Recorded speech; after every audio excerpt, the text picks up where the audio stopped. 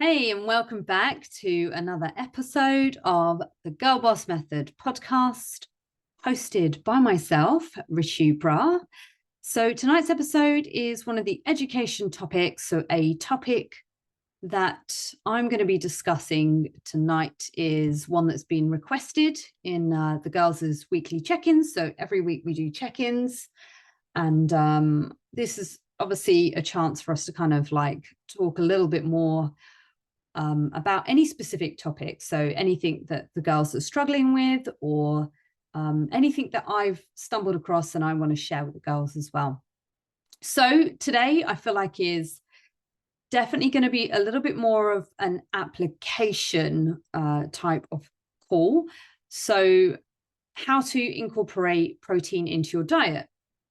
So quite often, I think, especially when we are kind of eating normally, if you like, or eating healthily, or eating just a general diet, especially for those of us that are vegan and vegetarian.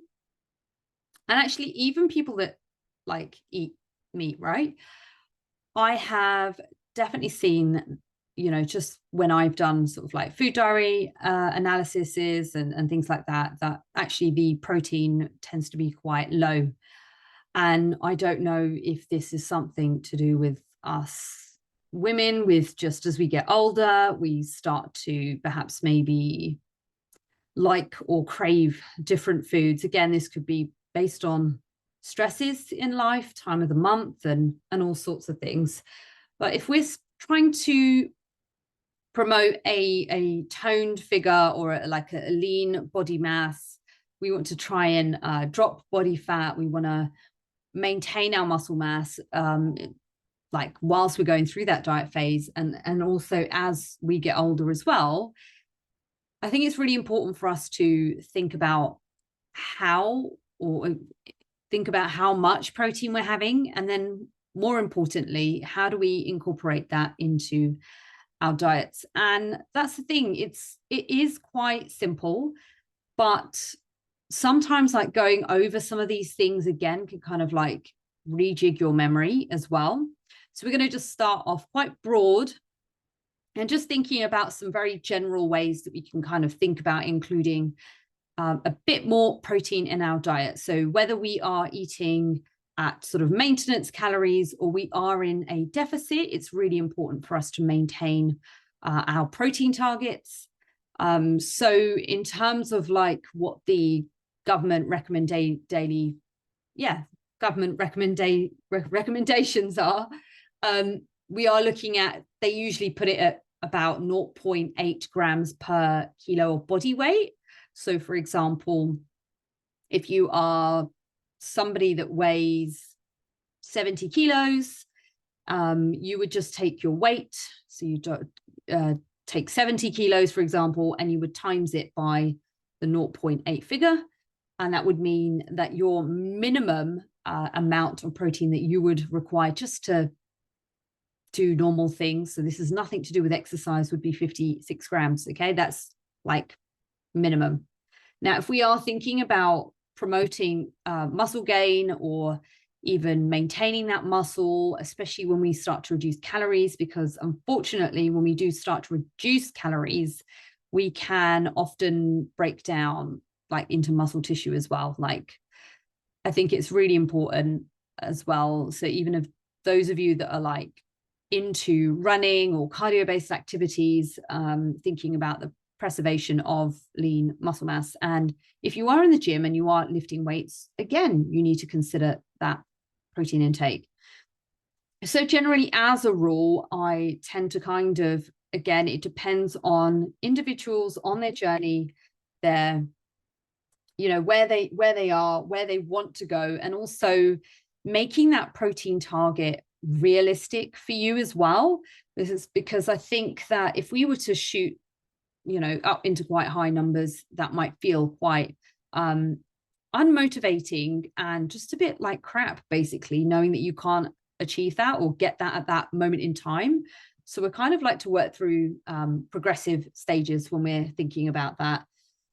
So let's say, for example, we take the individual who weighs 70 kilos, and let's say we just ballpark and say we are going to think about increasing that muscle mass, we're going to increase that protein intake to support that lean muscle mass in a calorie deficit.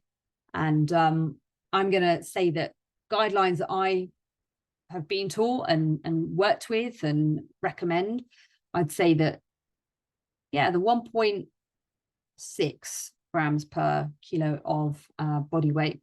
So you weigh 70 kilos to kind of help with that lean muscle mass. We're looking at about 112 grams of protein per day.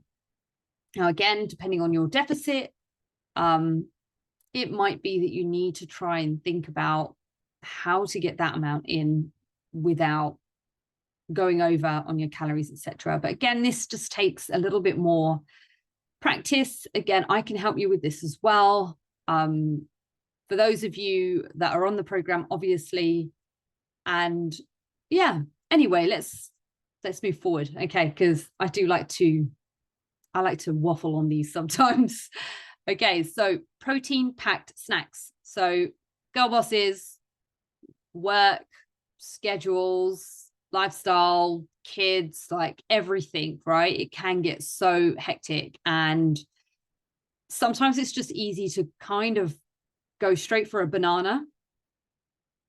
And unfortunately, with a banana, you're not really going to be satisfying your like protein intake versus the calories that you're getting from that banana. There's nothing wrong with bananas. Bananas are amazing. They've got loads of amazing nutrients in there as well. But when we're thinking about that protein target and we want to think about maximizing our potentials there, we want to opt for snacks that are protein rich, like convenient and easy to grab and go.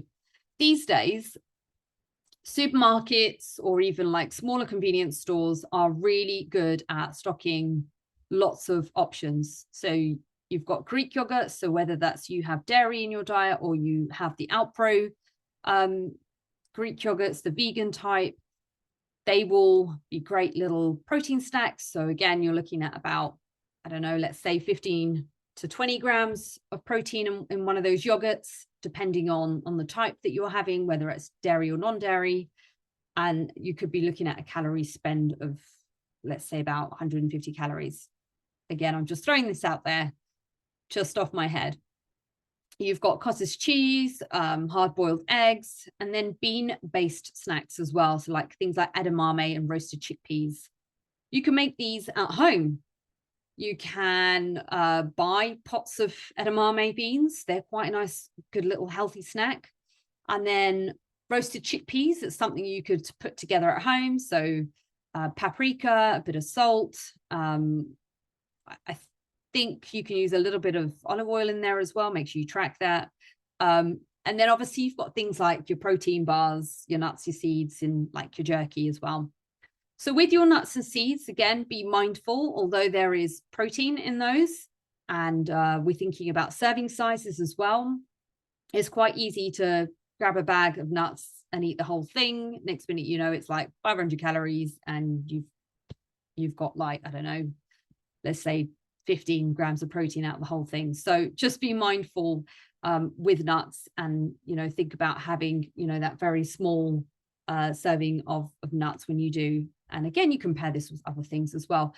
Protein bars, I would say they're great for like emergencies, and there's something that I wouldn't rely on daily. Like they're not, I mean, again, depending on the brand that you buy, you might like them, but I just don't feel like they're always a great bang for your buck when it, you know, comes to that protein.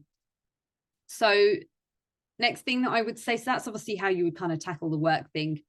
But you ideally need to dedicate some time during the week to meal prepping. Okay, so you want to focus on some protein rich meals and some snacks.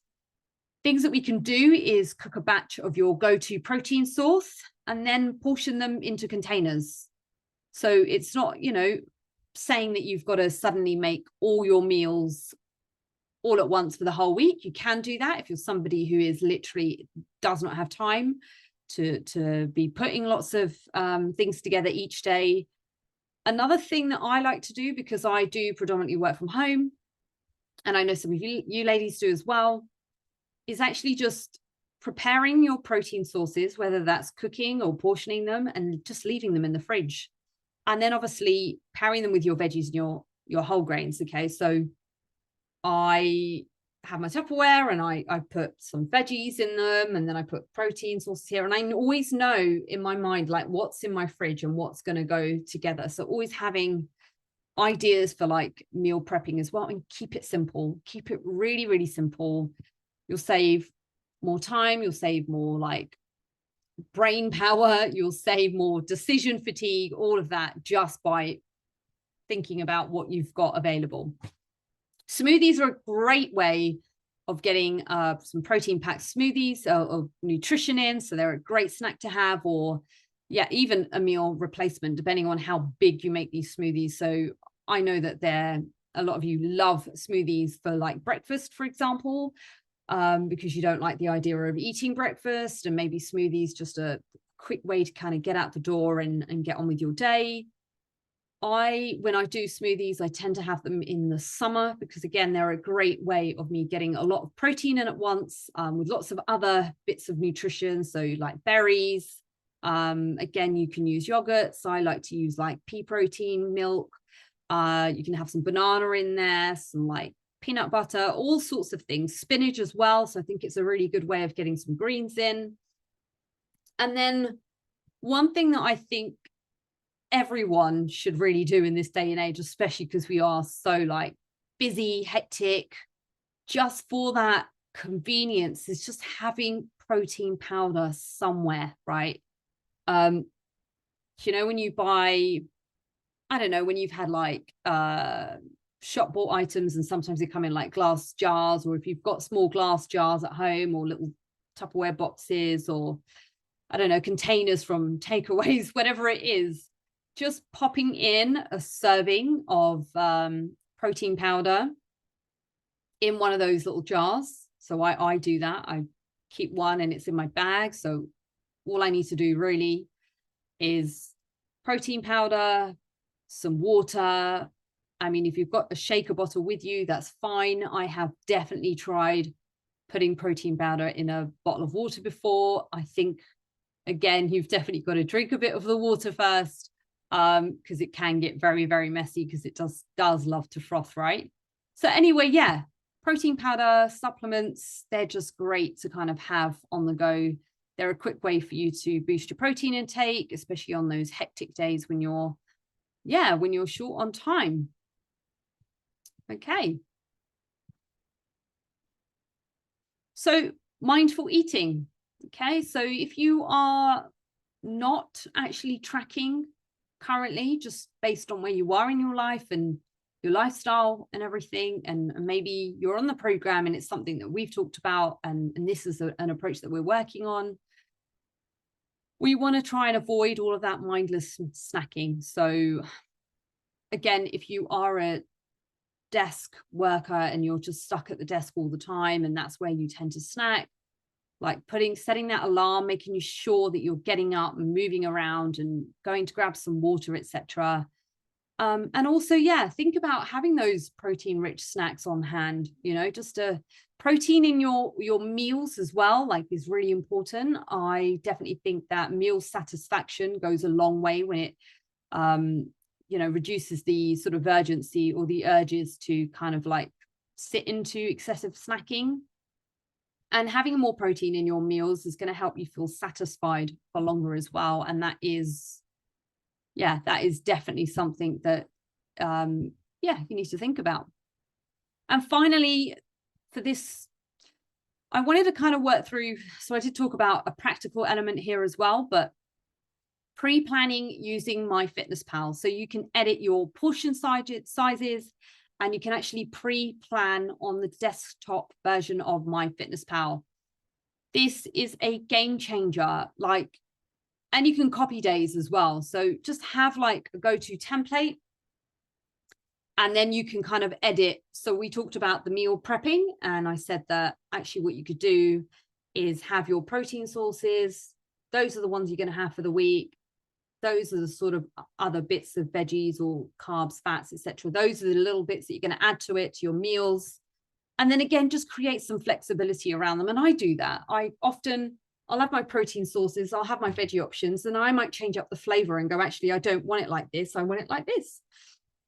So you've always got that flexibility as well. So you can access MyFitnessPal on your phone and on the desktop as well. And a lot of the girls on the program do use MyFitnessPal because it's a great way of me actually viewing your diary and seeing where we can make tweaks and changes, especially when we are thinking about hitting your calorie and macro targets.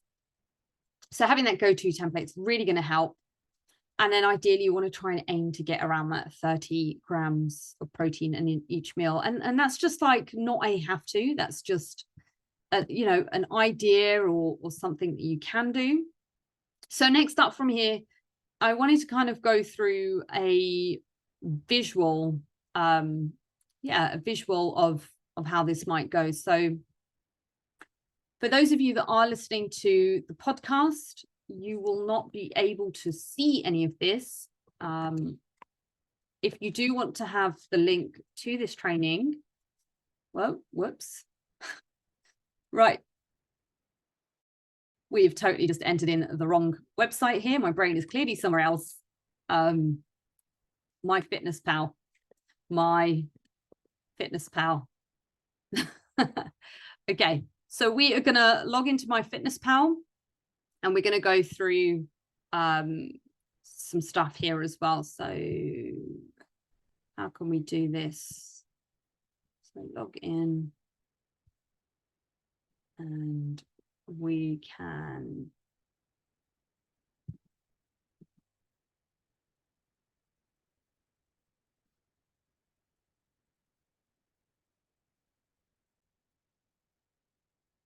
okay, so what we are going to do here is we're actually going to go through a food diary option, if you like. So I'm just sharing my screen right now. So for those of you that are inside of the program, very kindly, one of the girls has said that she is happy for us to share her diary information for this training. So those of you that are listening to the podcast, again, you won't be able to access this part of the training. So I'm just going to be going ahead and we will call this girl Polly, just to kind of avoid any confusion, etc. That is not her real name, but we're going to call her Polly here anyway. Okay. And so for those of you that are watching, you'll know that it's not Polly. Anyway, let's have a quick look here. So we're going to have a quick look at Polly's diary. So she's got breakfast there. We've got lunch, dinner, and also some snacks. So the first thing that I would do when looking at Polly's diary is just having a look at the types of breakfast that she enjoys. So we can see that ideally we've not got any data for a few days. And I do know that she was busy over the weekend. So there was some flexibility there. Okay. Right. So we've only really got today to work with. So if we have a look at what Polly's had today for breakfast. So for example, Polly's had a rye bread and there's 2 slices. So if we look at the breakfast here, just as an example, and we're going to try and hit 30 grams of protein in this breakfast, right? Because I've said that. So we've got rye bread, avocado, a chai latte, and some strawberries. So, and roughly Polly's had 350 calories. So if we start drawing this out, and you'll see that on my version, I label all my meal boxes literally via meals. So we're going to go ahead and add some food in.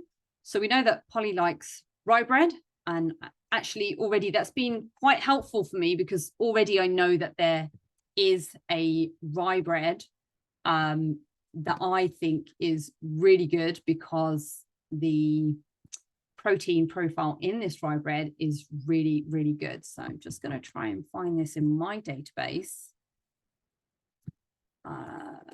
And it is actually a protein rye bread.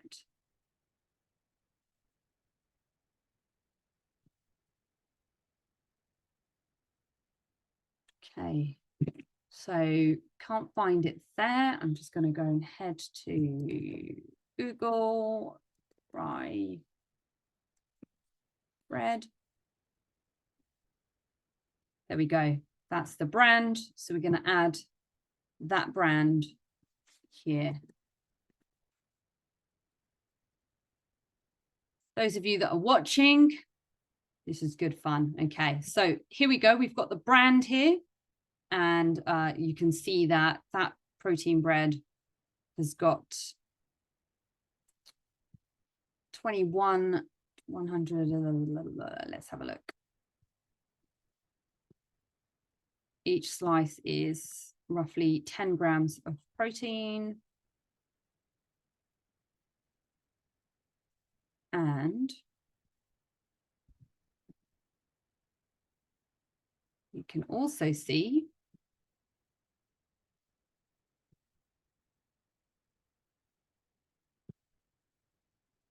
$241.20. Okay, cool. So I'm going to say that it's roughly 121 calories per slice of that bread. So we are actually going to add that one in. I believe it's that one. So we'll go add to food diary. And again, for those of you that are watching, this is just really nice for you to kind of visually see the whole day play out here for you. So we know that Polly liked avocado. So let's go for avocado.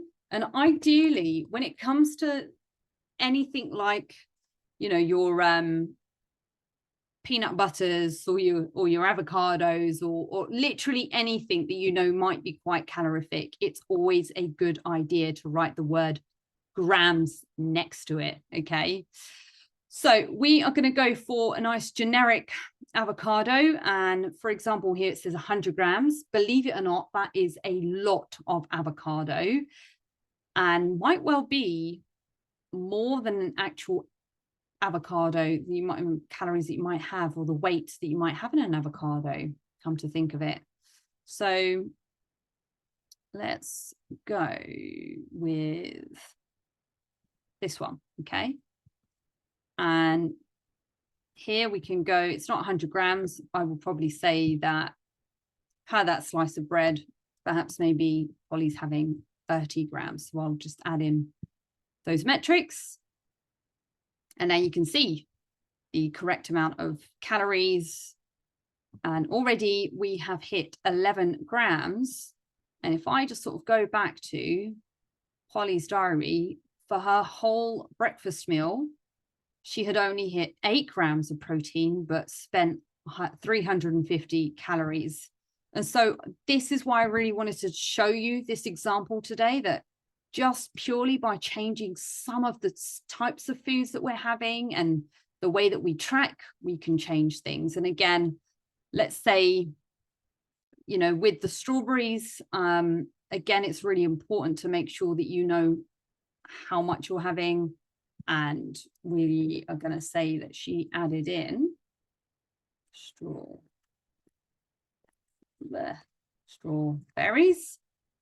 So half a cup, let's say that's about sort of 50 grams of strawberries. So we write the word grams. And we've got a nice generic UK-based product here from Asda. So again, 0.5 of the 100 grams, add that to the food diary. That's given us another little, or maybe none, but it's just given us a few more calories to play with. And now, from what I understand, Polly actually had 2 slices of rye bread. So maybe that's what helps keep Polly feeling a little more full or satisfied by having a bit more. So we'll have those. Let's go back to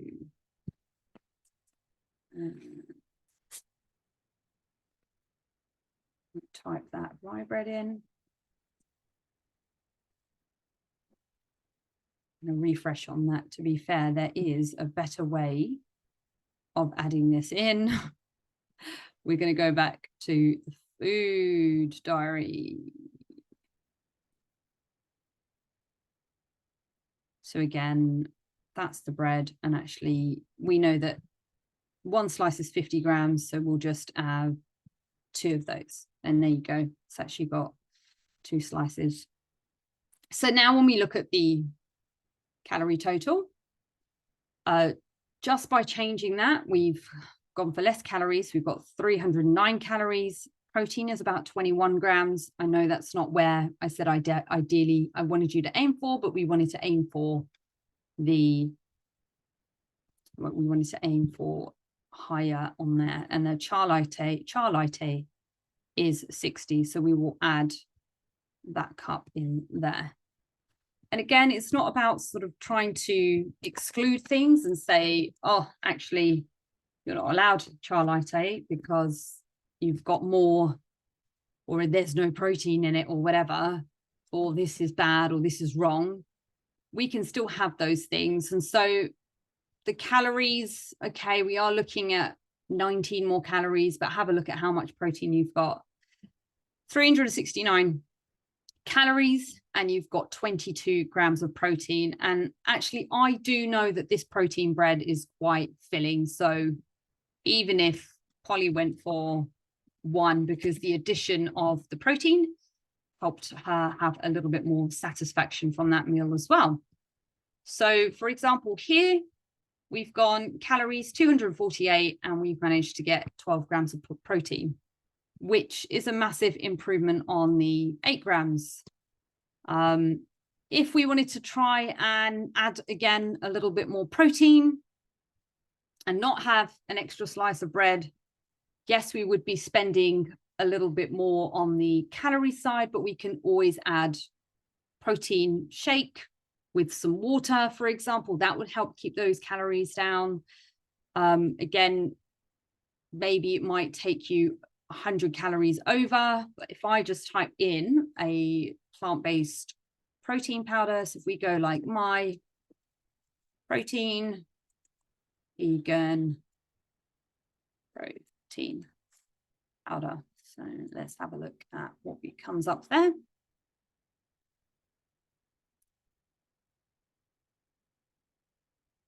So we've got vegan protein powder, and let's add that in. Again, I don't use this brand, My Protein, but we're just going to have a look. And that looks like a hell of a lot of protein. So we're just going to adjust that figure there, because she's definitely not having 100 grams of that. So if we go 0.25, so 25 grams, and we've nailed it, okay? So not only have we gone 328 calories, which is less than the breakfast, we've actually managed to bump up that protein to 31 grams. Now, not everybody likes to use protein powder. So I am using a vegan option here of trying to get the protein up in this meal. So if you are someone that has dairy and meat, for example, this will be a whole lot easier for you. But just purely for this training, and then having a look at this person's diary as well, we are going to try and add in, because I know that she is vegan, so we're going to try and add in a little bit more in the way of protein. So I would say that adding in some tofu would actually be, again, another option. So you might not hit the 30 grams, but let's try and go for a little bit more. So if we have like just half a pack, again, that's not a huge amount. We've hit 344 calories, and then we've got the protein up to 22. I'm going to leave it there, because definitely aware that these trainings can get quite long and lengthy, and we do revisit this stuff again and again. So ladies, please message in the group if you've got any questions, etc., about today's training. And if you have just stumbled across this podcast, this has been the Girl Boss Method. And then girls, also next week, we will be talking about metabolism and how that changes as you get older as well. And yeah, Thank you for listening in. Thank you for bearing with me. We had a few technicalities with just opening up the MyFitnessPal. But yeah, any questions, shoot them away in the group. Have a lovely evening, and we'll see you here next time.